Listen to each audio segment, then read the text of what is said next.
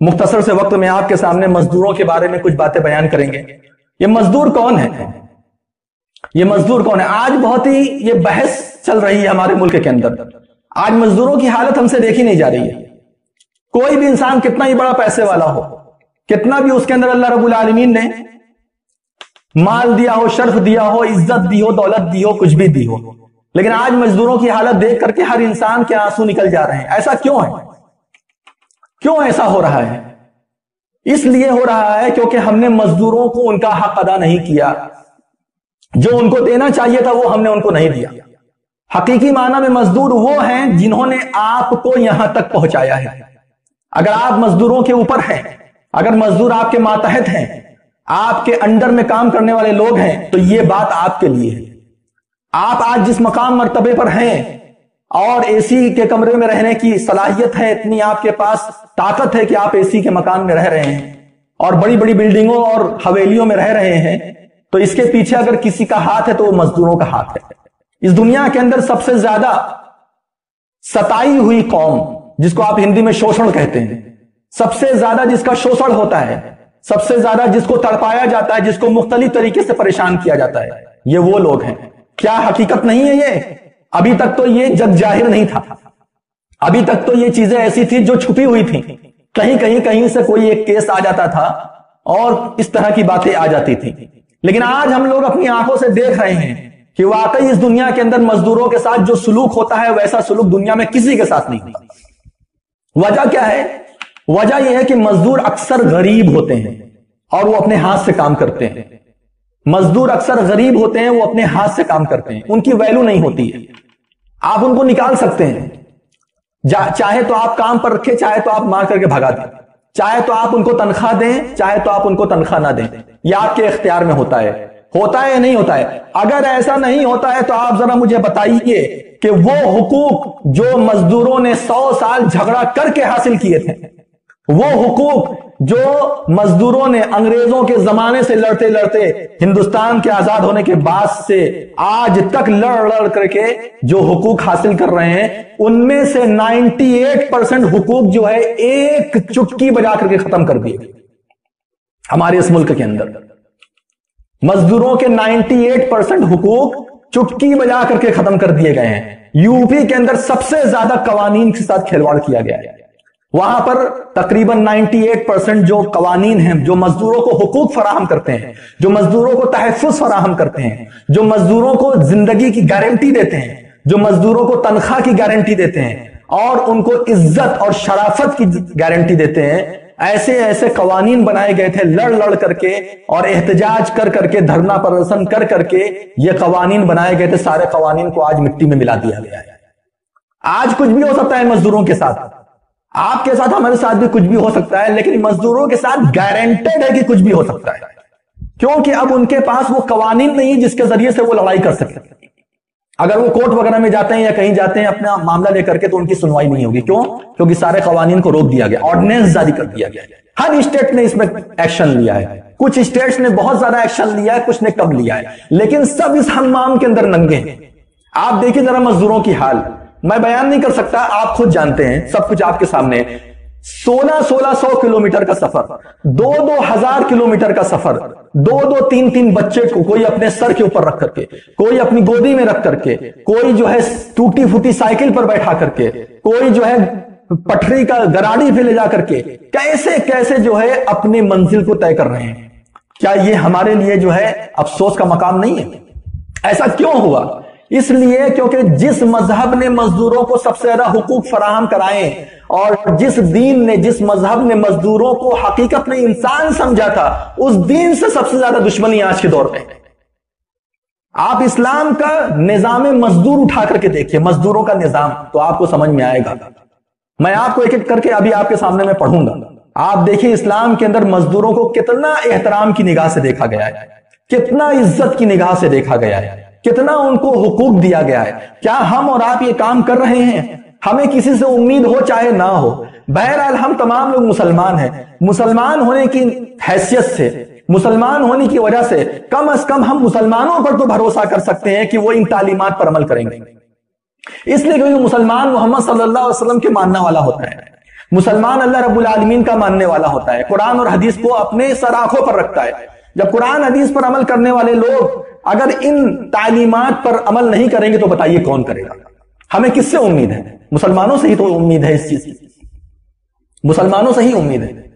معاش کی تنخواہ لوگوں نے دی ہے مزدوروں کو، معاش میں آپ کہہ سکتے ہیں کہ مان لو 22 تاریخ سے کام بند ہوا، حالانکہ ہوا تو 24 تاریخ سے، لیکن مان لو 22 تاریخ سے مارچ تک کی تنخواہ جو ہے مزدوروں کو کچھ جگہ پر ملی ہے، وہ بھی دے کر کے بڑا احسان جتا رہے ہیں، وہ بھی دے کر کے بہت احسان جتا رہے ہیں۔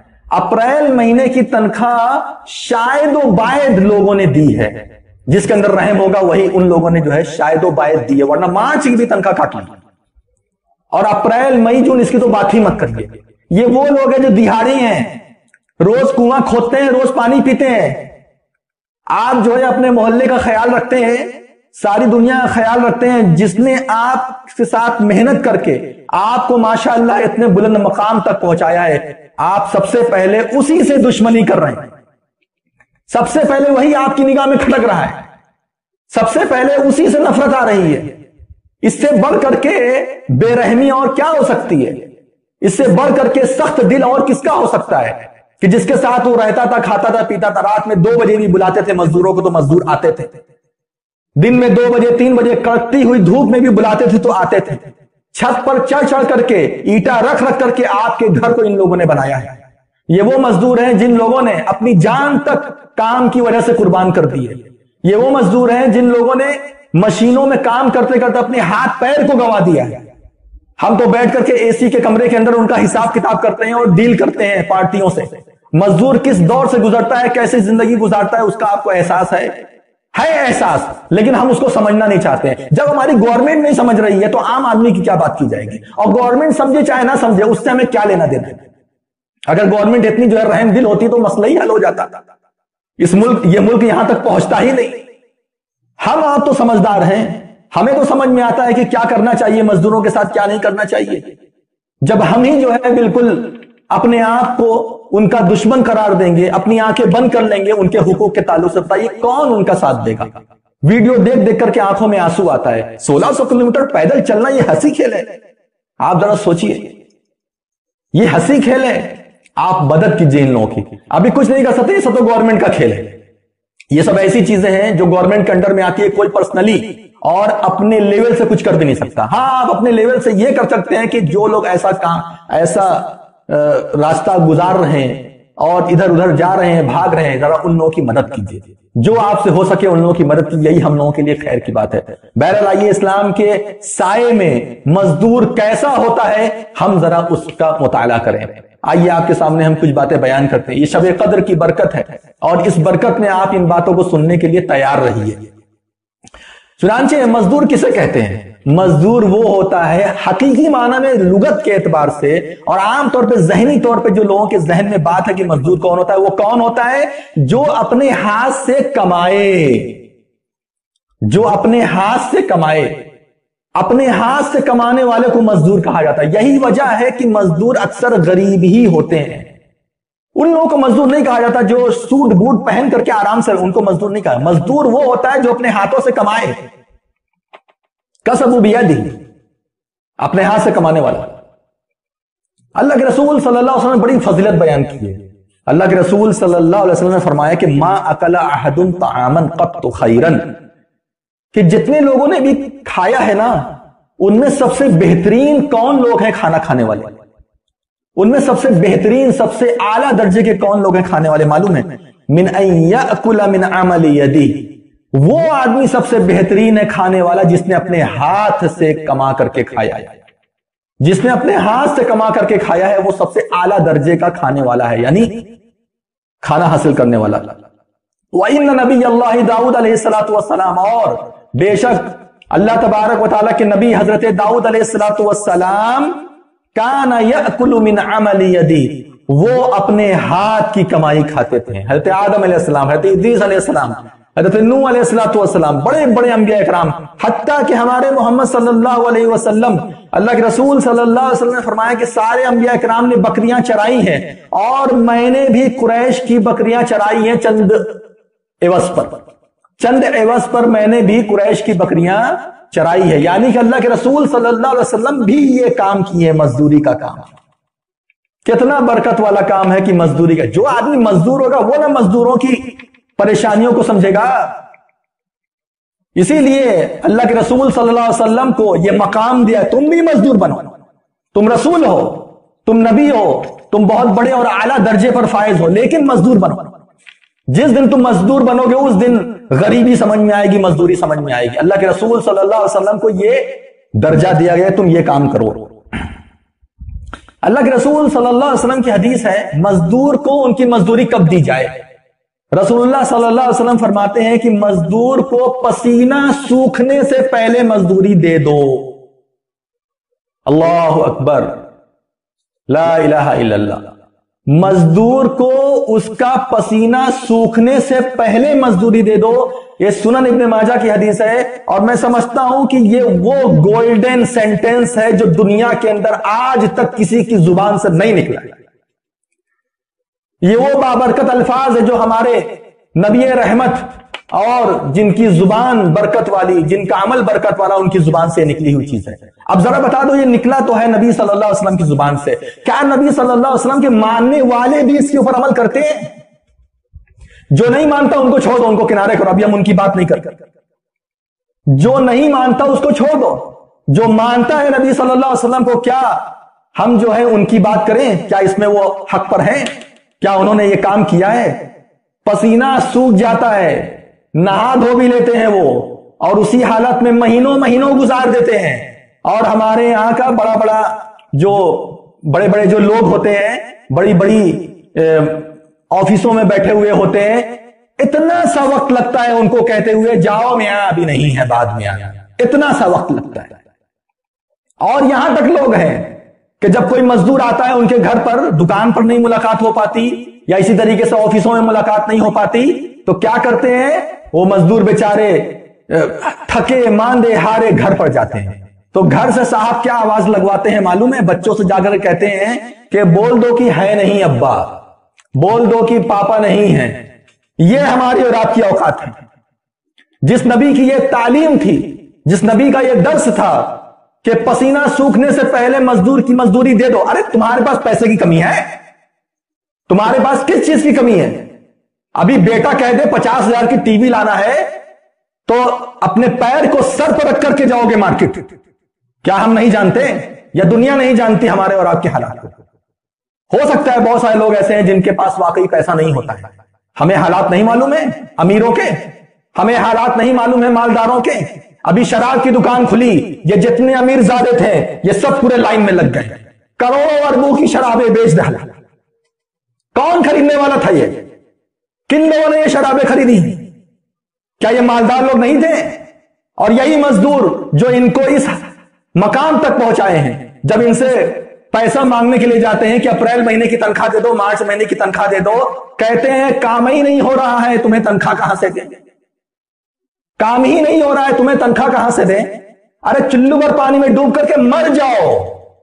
تم اس دنیا میں, اس زمین پر, اللہ رب العالمین کی اس زمین پر اس طریقے سے جھوٹ بات بولتے ہوئے اور مکاری کرتے ہوئے تمہیں رہنے کا حق نہیں.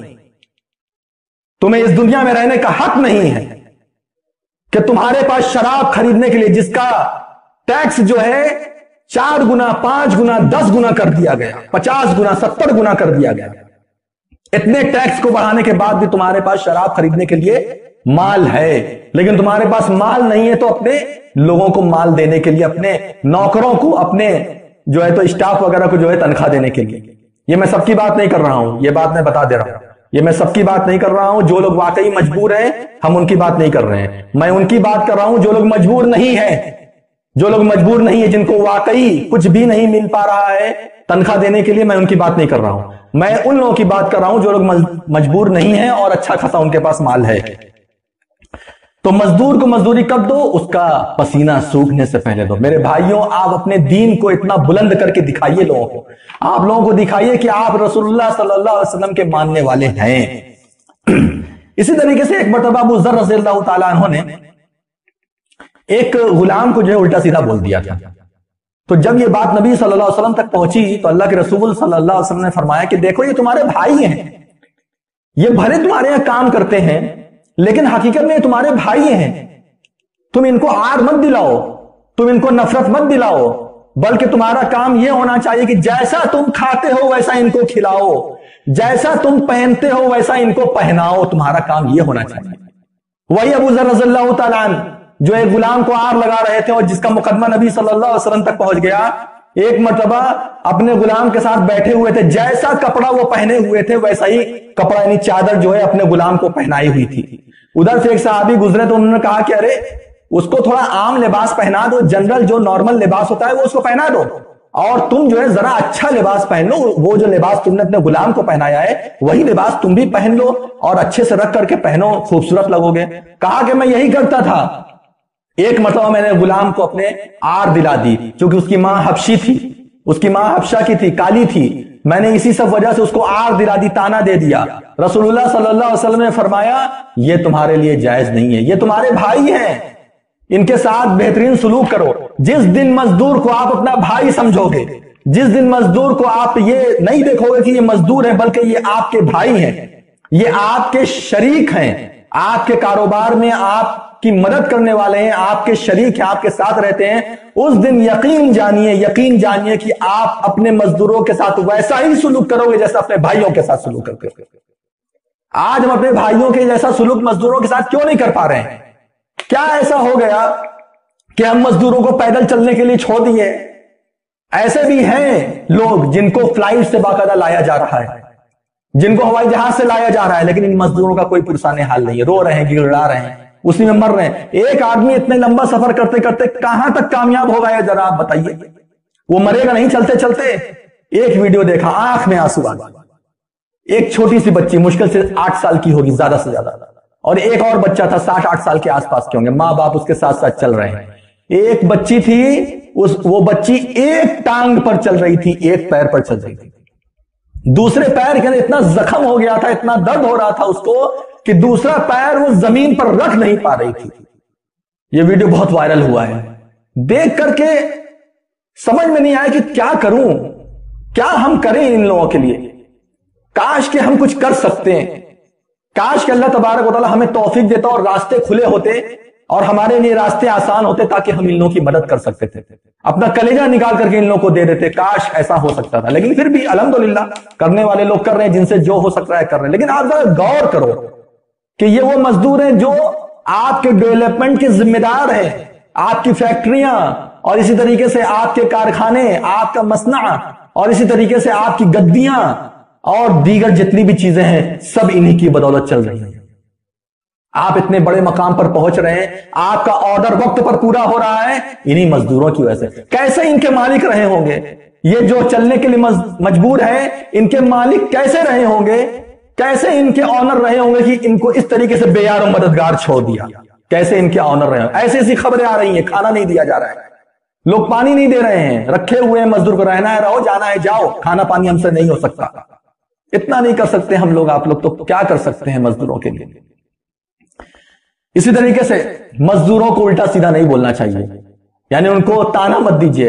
حضرت انس بن مالک رضی اللہ تعالیٰ عنہ فرماتے ہیں کہ خدمت رسول اللہ صلی اللہ علیہ وسلم 10 سنین، میں نے نبی صلی اللہ علیہ وسلم کی 10 سال تک خدمت کی۔ حضرت انس بن مالک رضی اللہ تعالیٰ عنہ فرماتے ہیں، انس بن مالک کو تو آپ جانتے ہیں نا، بہت حدیث روایت کیے ہیں۔ 10 سال تک، جب سے نبی صلی اللہ علیہ وسلم ہجرت کر کے مدینہ پہنچے اس وقت سے لے کر کے آخری وقت تک آپ کے ساتھ تھے۔ فرماتے ہیں 10 سالوں میں نبی صلی اللہ علیہ وسلم نے کبھی بھی مجھ سے یہ نہیں کہا اے انس تم نے یہ کام کیوں کیا، اور اے انس تم نے یہ کام کیوں نہیں کیا۔ آج تک رسول اللہ صلی اللہ علیہ وسلم نے مجھ سے ایسا نہیں کہا۔ 10 سال کی مدت چھوٹی موٹی مدت ہے۔ ایک حدیث میں نبی صلی اللہ علیہ وسلم سے ایک صحابی نے کہا کہ ہمارے غلام بہت الٹا سیدھا کام کرتے ہیں، بہت غلطیاں کرتے ہیں، کتنا معاف کیا جائے؟ کہا کہ اگر 70 بار بھی دن بھر میں معاف کرنا ہوا نا تو 70 بار بھی معاف کرو۔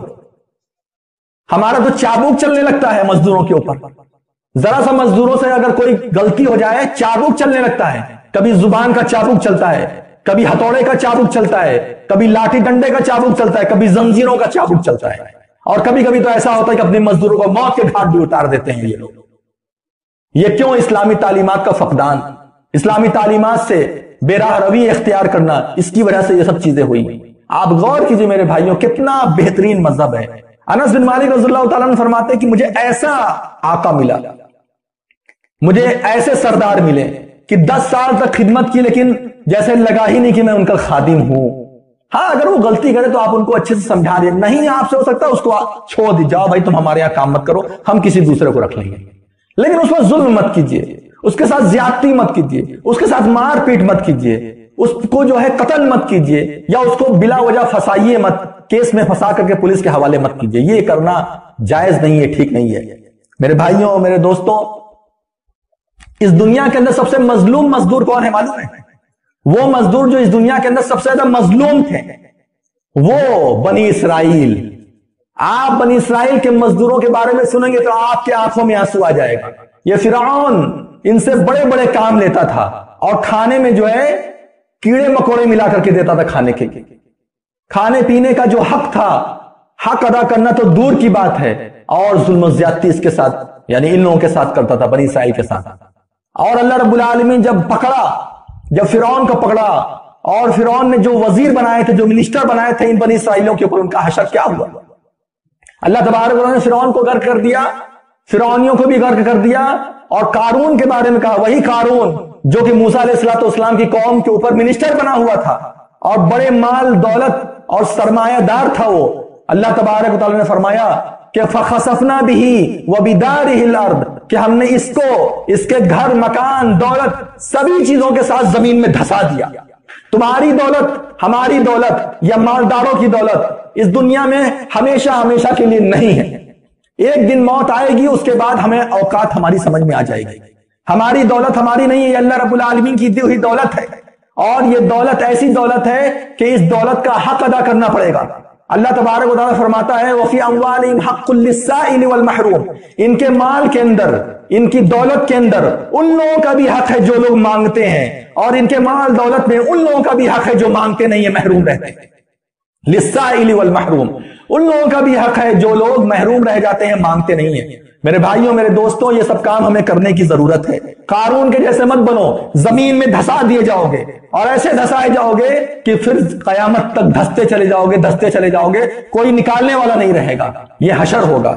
اللہ رب العالمین ہم تمام لوگوں کو ان چیزوں سے بچائے، اور ہم تمام لوگوں کو اللہ رب العالمین اچھا آنر بنائے، اچھا سردار بنائے، تاکہ ہم اپنے مزدوروں کے ساتھ بہتر سے بہتر سلوک کر سکیں۔ اسی طریقے سے اللہ کے رسول صلی اللہ علیہ وسلم نے ایک حدیث میں ارشاد فرمایا کہ مثل الغنی ظلم، کہ مالدار کا ٹال مٹول کرنا یہ ظلم ہے۔ اگر آپ کے پاس مال ہے تو آپ ٹال مٹول مت کرو اللہ کے واسطے۔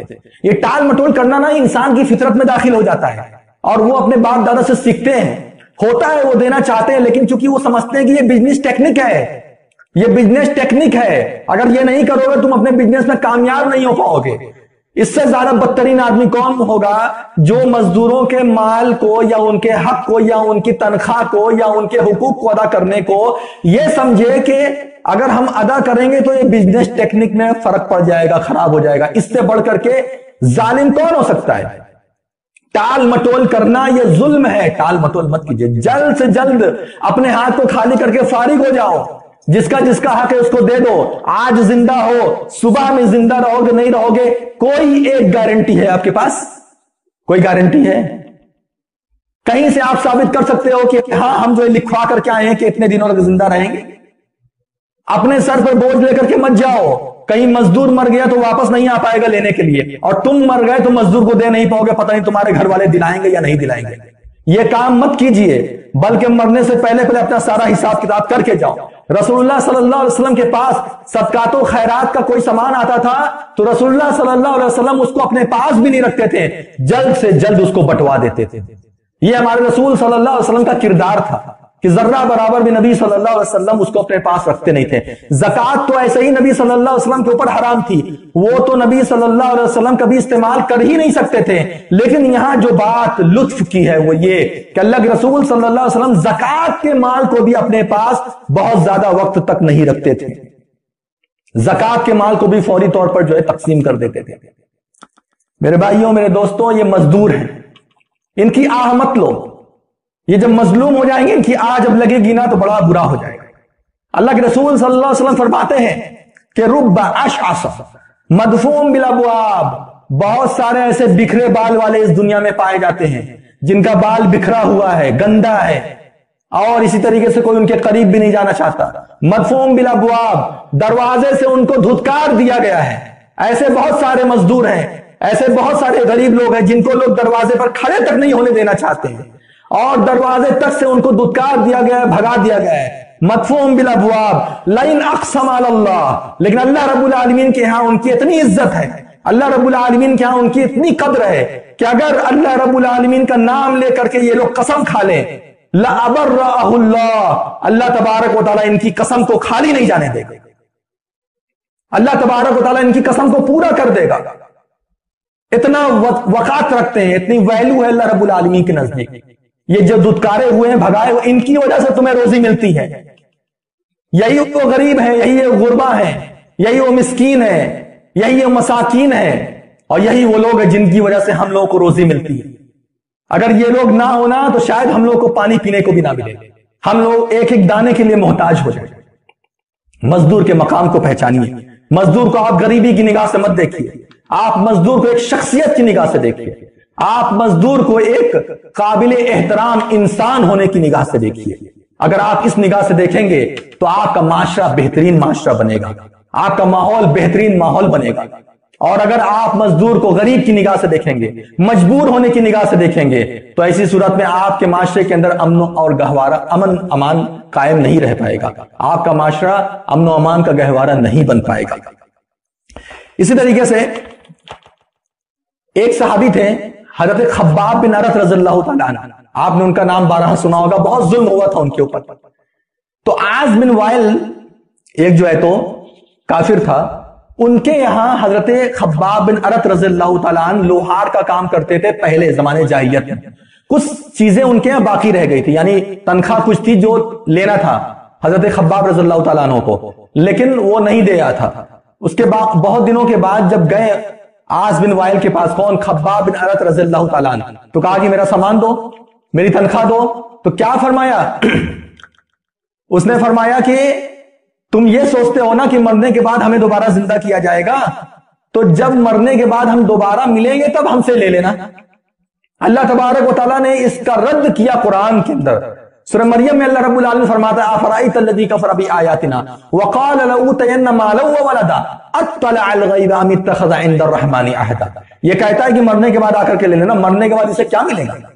مرنے کے بعد اسے مال ملے گا، مرنے کے بعد اسے اولاد ملے گی۔ اللہ کیا عہد لکھوا لیا ہے؟ ام اتخذ عند الرحمن عہدا، اللہ تعالیٰ کیا ایگریمنٹ لکھوا لیا ہے؟ اللہ تعالیٰ سے اس نے معاہدہ کیا ہے، اللہ نے کچھ سگنیچر کیا ہے اس کے ایگریمنٹ کے اوپر کہ مر کے آئے گا تو تجھے میں یہ دوں گا وہ دوں گا؟ کچھ ایک پھٹی کوڑی نہیں ملے گی، ایک پھٹی کوڑی تک نہیں ملے گی۔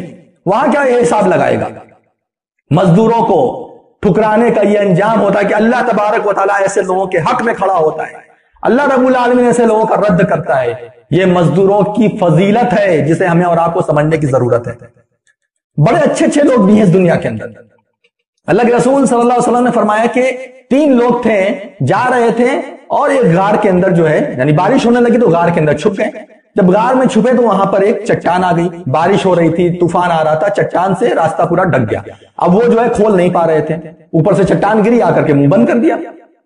تو لوگوں نے کہا کہ سب سے بہترین عمل جو تم نے اس دنیا کے اندر کیا ہے اس سے دعا مانگو، اللہ تبارک و تعالیٰ ضرور دعا پوری کرے گا۔ تو 2 لوگوں نے الگ طریقے سے دعا کی۔ اس میں ایک آدمی نے کیا دعا کی؟ اس میں ایک آدمی نے یہ دعا کی، اے اللہ تبارک و تعالیٰ، میرے پاس بہت سارے مزدور کام کرتے تھے، ایک دن یہ ہوا کہ ایک مزدور آیا اور کچھ ان بن ہو گئی۔ کئی روایتیں ہیں، ساری روایتوں کو ایک جگہ اکٹھا کرنے کے بعد میں یہ بتا رہا ہوں، تھوڑا نا اتفاقی ہو گئی، وہ اپنی مزدوری چھوڑ کر کے بھاگ گیا۔ پھر اس کے بعد کیا ہوا کہ کچھ دنوں کے بعد، یعنی کئی سالوں کے بعد یا مہینوں کے بعد، وہ واپس آیا اپنی مزدوری لینے کے لیے۔ تو اس نے کہا کہ دیکھو میں وہی ہوں جس کی مزدوری تم نہیں دے پائے تھے، اور ہمارے بیچ میں اس طرح کی بات ہو گئی تھی، ہماری مزدوری دو۔ تو اس نے کہا اچھا تم اپنی مزدوری لینے آئے ہو، وہ دیکھو جتنی گائے ہیں، جتنی بکریاں ہیں، یہ کھیت، یہ سب تمہارا ہے۔ تمہاری جتنی مزدوری تھی نا، اس مزدوری کو میں نے اپنے بزنس میں لگا دیا، اس مال کو میں نے اپنے بزنس میں لگا دیا، اور اس اتنے مال سے اتنی برکت ہوئی ہے، اتنی برکت ہوئی ہے، یہ گائے، یہ بکریاں، یہ اتنی جو تعداد دیکھ رہے ہو، یہ سب کچھ اسی کی بدولت ہے۔ تمہاری اس وقت میں اتنی تنخواہ تھی، اتنی مزدوری تھی، لیکن آج وہ مزدوری بڑھ کر کے اتنی ہو گئی ہے، لہذا یہ سب کچھ تمہارا ہے، لو لے جاؤ۔ وہ حیران رہ گیا۔ ایسے بھی لوگ ہیں، ایسے بھی لوگ ہیں، غور کیجیے۔ تو اس نے کہا یا اللہ، اگر میں نے اخلاص کے ساتھ یہ کام کیا ہے، اے اللہ تبارک و تعالیٰ، اگر میں نے تیری رضا کے لیے کام کیا ہے تو تو اس چٹان کو ہٹا دے، ہمارے لیے راستے کو آسان کر دے۔ یہ تین لوگوں کی دعائیں تھیں، اخلاص کے ساتھ کیے گئے عمل کو اللہ رب العالمین کے سامنے وسیلہ پیش کیا، اللہ رب العالمین نے ان تمام لوگوں کو جو ہے نجات دے دی۔ اس سے ثابت ہوا کہ آپ اللہ رب العالمین کے سامنے اپنے نیک اعمال کا وسیلہ لگا سکتے ہیں۔ آپ اللہ تعالیٰ سے کہہ سکتے ہیں یا اللہ، میں نے روزہ رکھا، تیرے لیے روزہ رکھا، اخلاص کے ساتھ روزہ رکھا، اے اللہ تو مجھے معاف کر دے، یا میری یہ پریشانی، اس پریشانی کو دور کر دے، یا ہمیں نیک بنا دے، ہمیں گناہوں سے محفوظ کر دے۔ آپ اپنے نیک اعمال کا وسیلہ لگا سکتے ہیں، اس حدیث سے بھی ثابت ہوتا ہے۔ آپ کو میں ایک اور بات بتاتا ہوں۔ اللہ کے رسول صلی اللہ علیہ وسلم نے فرمایا کہ قیامت کے دن جو ہے تین قسم کے لوگ ایسے ہوں گے کہ جن کے تعلق سے میں خود لڑنے کے لیے کھڑا ہوں گا، میں خود لڑوں گا ایسے لوگوں سے۔ تین قسم کے لوگ ایسے ہیں جن سے میں خود لڑائی کروں گا، میں خود جھگڑا کروں گا۔ ایک آدمی وہ ہے جس نے میرا نام لے کر کے غداری کی، میرا نام لے کر کے اس نے غداری کی ہے، میں اس کے خلاف لڑوں گا کھڑا ہو کر کے۔ اور اسی طریقے سے ایک اور بتایا کہ ایک آزاد تھا، اس کو جو ہے ایک آزاد آدمی تھا، آزاد یعنی غلام نہیں تھا، بیچ دیا اور بیچ کر کے اس کا مال کھا لیا، اور بیچنے والی جو رقم ہے اس کو بھی کھا لیا۔ تو کتنا بڑا ظلم کیا، آزاد آدمی کو بیچ دیا، غلام بنا دیا۔ تو میں ایسے آدمی خلاف میں خود کھڑا ہوں گا ایسے آدمی سے لڑنے کے لیے، اور ان سے کے مد مقابل میں کھڑا ہوں گا۔ اور تیسرا کون ہے؟ وہ آدمی جس نے مزدور کو رکھا، کام کرایا، لیکن کام کرانے کے بعد محنتانہ نہیں دیا۔ مزدور کو رکھا، کام کرایا، کام کرانے کے بعد محنتانہ نہیں دیا، ایسے آدمی کے خلاف میں خود کھڑا ہوں گا قیامت کے دن، اور میں خود حجت کروں گا، اور میں خود ایسے آدمی سے جھگڑا کروں گا۔ رسول اللہ صلی اللہ علیہ وسلم جیسی شخصیت اگر کھڑی ہو جائے گی قیامت کے دن جھگڑا کرنے کے لیے، اس لیے کہ ہم نے مزدوروں کا حق مارا تھا، آپ ذرا بتاؤ دنیا کا کون سا وکیل لے کر کے آؤ گے؟ کون سا وکیل آئے گا تمہارے لیے پیروی کرنے کے لیے، جہاں پر رسول اللہ صلی اللہ علیہ وسلم خود کھڑے ہیں وکالت کرنے کے لیے، جھگڑا کرنے کے لیے؟ وہاں تمہاری کون سی وکالت چلے گی؟ ذرا سوچو، بتاؤ۔ ام من یکون علیہ وکیلا، کون ان کا وکیل بنے گا؟ کون ان کا جو ہے نگہبان بنے گا؟ کون ان کی طرف سے مقدمہ لڑے گا؟ کوئی نہیں۔ اور سوچے جب نبی صلی اللہ علیہ وسلم ایسے آدمی کے خلاف جب لڑیں گے تو اللہ تبارک و تعالیٰ کیسا فیصلہ کرے گا؟ کیسا فیصلہ اللہ تبارک و تعالیٰ کرے گا؟ میں پھر کہہ رہا ہوں، میں سب کے بارے میں یہ بات نہیں کہہ رہا۔ جو لوگ مجبور ہیں، نہیں دے سکتے تنخواہ، ان کی میں بات نہیں کر رہا ہوں۔ جو دے سکتے ہیں، جن کے چاہے زکوٰۃ کے ذریعے سے دیں، چاہے جیسے بھی دیں، دے سکتے ہیں لیکن پھر بھی وہ یہ کام نہیں کرتے، تو وہ اس میں اپنی وعید کو سمجھیں۔ اسی طریقے سے میں آپ کے سامنے ہے تو بہت ساری باتیں، لیکن چند بات اور آپ کے سامنے رکھ اپنی بات کو ختم کروں گا۔ نبی صلی اللہ علیہ وسلم نے ایک حدیث میں ارشاد فرمایا کہ جب تمہارا خادم کھانا بنا کر کے لائے اور تم اس کے پاس نہ بیٹھ پاؤ تو ایسی صورت میں اس میں سے کچھ لقمہ اس کو بھی کھلا دو، کیونکہ اس نے تمہارے لیے کھانا بنایا ہے، اور جب وہ کھانا بنا رہا تھا تو دھواں اس نے برداشت کیا ہے، آگ اور تپش اس نے برداشت کی ہے۔ یہ تمہارا غلام تھا، یہ تمہارا غلام تھا، تمہارے لیے اس نے کھانا بنایا تھا، باورچی تھا تمہارا، لیکن اس کے روح کو مت تڑپاؤ۔ دیکھو کتنی بڑی تعلیم دی جا رہی ہے یہاں پر، کتنی بڑی تعلیم دی جا رہی ہے کہ تم اس کو اپنے پاس بٹھاؤ، کھاؤ اور کھلاؤ۔ اگر ایسا نہ ہو پائے، اگر ایسا نہ ہو پائے کہ تم اس کے ساتھ بیٹھ کر کے کھاؤ، تو کم سے کم جو کھانا اس نے تمہارے لیے بنایا ہے، ظاہر سی بات ہے اچھا کھانا بنایا ہوگا، تمہارے لیے بنایا تو اچھا کھانا بنایا ہوگا نا، تو اگر تمہارے لیے اس نے کھانا بنایا ہے تو اس کھانے میں سے تم اس کو بھی کھلا دو۔ یہ ہمارے نبی صلی اللہ علیہ وسلم کی تعلیم ہے، یہ مزدوروں کا حق ہے۔ اسلام کے سائے کے اندر مزدوروں کو وہ مقام اور مرتبہ دیا گیا ہے کہ جس کے ذریعے سے کبھی ان کو ذرہ برابر بھی احساس تک نہیں ہو سکتا کہ ہم مزدور ہیں، ہم غلام ہیں، ہم غریب ہیں، ہم فقیر ہیں، ذرہ برابر کبھی اس کو احساس تک نہیں ہو سکتا۔ یہ اسلام کی تعلیم ہے، یہ اسلام نے وہ مقام و مرتبہ دیا ہے۔ اور اسی طریقے سے اسلام نے فرمایا، نبی صلی اللہ علیہ وسلم نے فرمایا کہ اگر تمہارے پاس کوئی کام کرنے والا ہے، کوئی مزدور ہے تو ایسی صورت میں اس سے وہ کام نہ لو جو کام کرنے کی طاقت وہ نہیں رکھتا ہے، اس کام کو مت لو۔ وَلَا يُكَلَّفُ مِنَ الْعَمَلِ إِلَّا يُطِيقُ، اس کو اسی کام کا مکلف بنایا جائے گا جس کی وہ طاقت رکھتا ہے۔ اب وہ اگر بالٹی یعنی بکٹ ہوتی ہے، اس کو اگر نہیں اٹھا سکتا اتنا وزن تو آپ اس سے زبردستی کام نہیں کرائیں گے۔ یہ نہیں کہ وہ آپ کا بوجھ اٹھا کر کے چل رہا ہے، پیچھے سے ڈنڈا کھا رہا ہے، پھر رک جا رہا ہے بیچارہ تھک کر کے، پھر اس کے بعد ڈنڈا کھا رہا ہے، پھر لے کر کے جا رہا ہے۔ یہ نہیں، یا تو اس کو نکال دو کہیں دوسری جگہ جس کے لائق وہ ہے، وہاں اس کو کام پہ ڈال دو، اور اگر اپنے یہاں رکھے ہو تو جتنی وہ طاقت رکھتا ہے کام کرنے کی بس اتنا جو ہے اس سے کام لو، اس سے زیادہ کام لینے کی تمہارے اندر جو ہے تمہارے لیے جواز نہیں ہے۔ نبی صلی اللہ علیہ وسلم مزدوروں کا اتنا احترام کرتے تھے، اتنی عزت کرتے تھے کہ ایک عورت تھی، اور وہ عورت جو ہے یعنی تھوڑا کم عمر کی عورت تھی، اور وہ جو ہے مسجد کو پاک صاف کرتی تھی، مسجد میں جھاڑو لگاتی، اس کا انتقال ہو گیا۔ رسول اللہ صلی اللہ علیہ وسلم کو پتا چلا کہ اس کا انتقال ہو گیا، لوگوں نے اس کو دفن بھی کر دیا۔ کہا پہلے کیوں نہیں بتایا، پہلے کیوں نہیں بتایا، پہلے بتانا چاہیے تھا نا، میں بھی حاضر ہو جاتا۔ اللہ کے رسول صلی اللہ علیہ وسلم اس عورت کے احترام میں، جبکہ وہ مر چکی ہے، اس کا انتقال ہو چکا ہے، اس کی قبر تک گئے، اللہ کے رسول صلی اللہ علیہ وسلم اس کی قبر تک گئے۔ اور بعض روایت میں یہ بھی آتا ہے کہ جنازے کی نماز بھی پڑھی، بعد میں دفن ہونے کے بعد بھی جنازے کی نماز پڑھی۔ میرے بھائیوں، میرے دوستوں، یہ سب چیزیں ہیں، یہ سب چیزیں آپ کو کہیں نہیں، یہ اسلام کی تعلیم۔ اسلام سے لوگ کیوں نفرت کرتے ہیں، کیوں اسلام سے اتنا جلتے ہیں، بھونتے ہیں؟ کیونکہ دنیا میں امن آ جائے گا، دنیا میں ڈکیتی ختم ہو جائے گی، دنیا کے اندر چوری چماری ختم ہو جائے گی، گنڈیتی ختم ہو جائے گی، اس لیے لوگ اسلام کو پسند نہیں کرتے۔ اگر صحیح معنی میں اپنے آپ کو ایسا بنانا چاہتے ہو کہ جس کے ذریعے سے بہترین سے بہترین بنے، اسلام کی طرف آ جاؤ، آؤ اسلام کی ان بہترین تعلیمات کے اوپر، جس نے مزدوروں اور غلاموں کے بارے میں بھی اتنا کھول کھول کر کے بیان کیا۔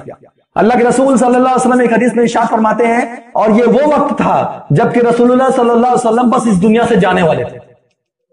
اللہ کے رسول صلی اللہ علیہ وسلم کا وقت بالکل قریب تھا اس دنیا سے جانے کا، لڑکھڑا لڑکھڑا کر کے چلتے تھے، پھر بھی کبھی کبھی اپنے کمرے سے نکل کر کے مسجد میں آ جاتے تھے، نماز پڑھتے ہوئے جب دیکھتے تھے لوگوں کو تو بڑا خوش ہوتے تھے۔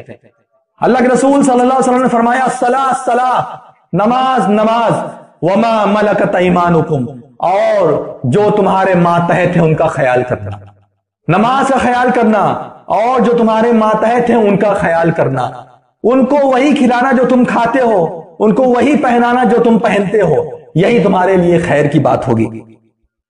اسی طریقے سے ایک صحابی تھے، وہ جو ہے کوڑے سے مار رہے تھے ایک مزدور، غلطی کر رہے تھے، مطلب تھوڑا بہت اس کو ضرب لگا رہے تھے، بہت زور سے نہیں لیکن ہلکی پھلکی ضرب لگا رہے تھے، تھوڑا اس کو تکلیف دے رہے تھے۔ اللہ کے رسول صلی اللہ علیہ وسلم وہاں سے گزرے ہیں تو کیا فرمایا معلوم ہے؟ بہت بڑی بات کہی رسول اللہ صلی اللہ علیہ وسلم نے، کہا کہ تم اس کو مار رہے ہو، تم سمجھتے ہو تم دنیا میں سب سے بڑے ہو، تم مار کر کے یہ ثابت کر رہے ہو کہ میں اس کا مالک ہوں، اور تم یہ ثابت کرنا چاہتے ہو کہ میرے سے بڑا کوئی اس دنیا کے اندر نہیں ہے۔ سن لو، ان اللہ اقدر علیک منک علی ھذا الغلام، ان اللہ اقدر علیک منک علی ھذا الغلام، بے شک اللہ تبارک و تعالی کہیں زیادہ قادر ہے اس غلام سے تمہارے اوپر، تمہارے معاملے میں، تمہارے سلسلے میں اس غلام سے کہیں زیادہ قادر ہے۔ ابھی اس کو کمزور سمجھ کر کے مار لو، لیکن یہ نہ بھولو کہ اس کا اصل آقا، اس کا اصل سردار اللہ رب العالمین ہے۔ جب وہ تمہارے اوپر عذاب دینے لگے گا نا تو پھر اس کے بعد کوئی نہیں آئے گا تمہیں بچانے کے لیے، کوئی تمہیں بچانے کے لیے نہیں آئے گا۔ لہٰذا تم تمام لوگ اپنے غلاموں کے ساتھ اچھا سلوک کرو، یہ مت سوچو کہ تم جو کر رہے ہو نا تمہارا کام یہ آخری کلام ہے، تمہارا کام اور تمہاری بات یہ بالکل آخری، ایسی بات نہیں ہے، بلکہ اللہ تبارک و تعالی تم سے بدلہ لینے پر قادر ہے، اور اس کا مالک جو ہے وہ اللہ رب العالمین ہے۔